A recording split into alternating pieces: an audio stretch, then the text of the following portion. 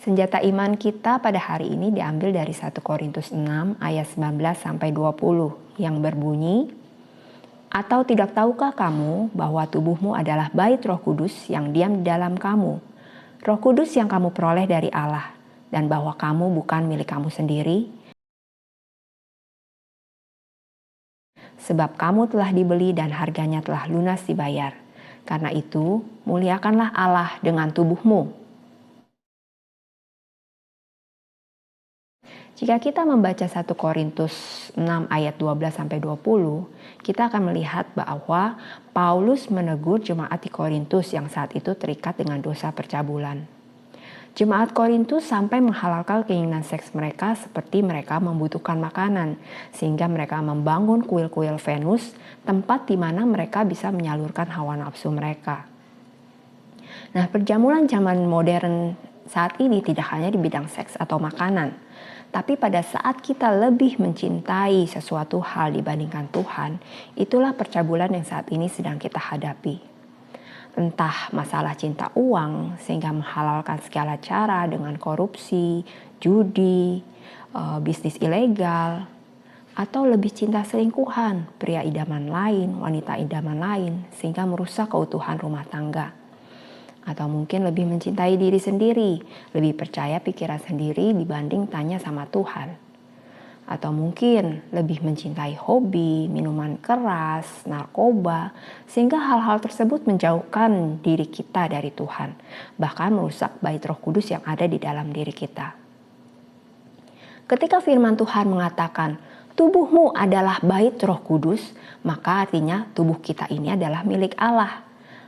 Seringkali kita menggunakan tubuh kita ini seenak kita, padahal sesuai firman Tuhan yang dikatakan tadi, bahwa kamu bukan milik kamu sendiri, sebab kamu telah dibeli dan harganya telah lunas dibayar. Karena itu, muliakanlah Allah dengan tubuhmu. Saya pernah membaca sebuah renungan ya, di situ diceritakan bahwa dia menceritakan bahwa dia mempunyai seorang teman yang tidak punya rumah. Kasihan yang lihatnya. Akhirnya dia meminjamkan rumahnya untuk temannya tinggal.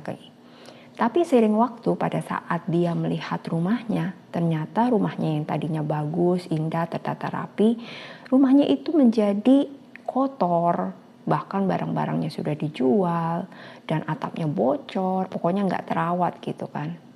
Nah, sedih banget kan, pada saat orang itu menegur temannya, justru temannya itu malah marah. Dan pada saat mau diambil alih, justru dia merasa bahwa itu sudah menjadi miliknya. Nah, itulah yang Allah rasakan. Begitu sedihnya hatinya Tuhan pada saat melihat kita menggunakan tubuh kita ini seenaknya. Tubuh kita ini sudah menjadi milik Allah karena sudah dibeli oleh Kristus. Pengorbanan Tuhan Yesus di kayu salib yang menebus dosa kita, sehingga kita lepas dari belenggu dosa, menjadikan kita statusnya adalah milik Kristus.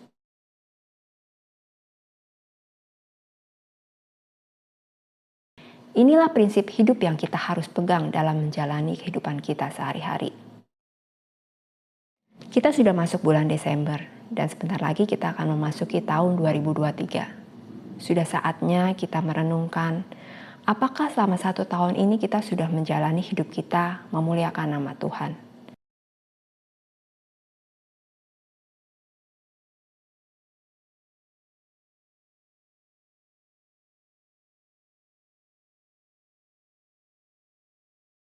Supaya kita ingat ayat firman ini, kita juga bisa ingat melalui lagu ya.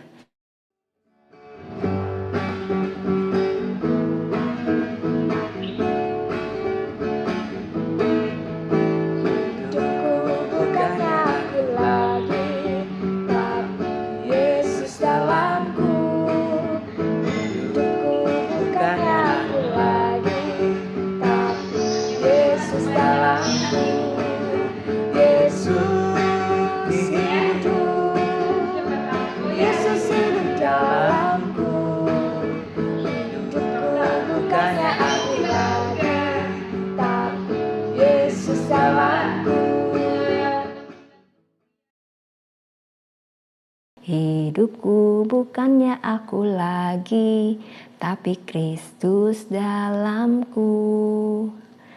Puji Tuhan, mari kita muliakan Allah dengan tubuh kita. Mari kita mau sama-sama baca 1 Korintus 6 ayat 19 sampai 20.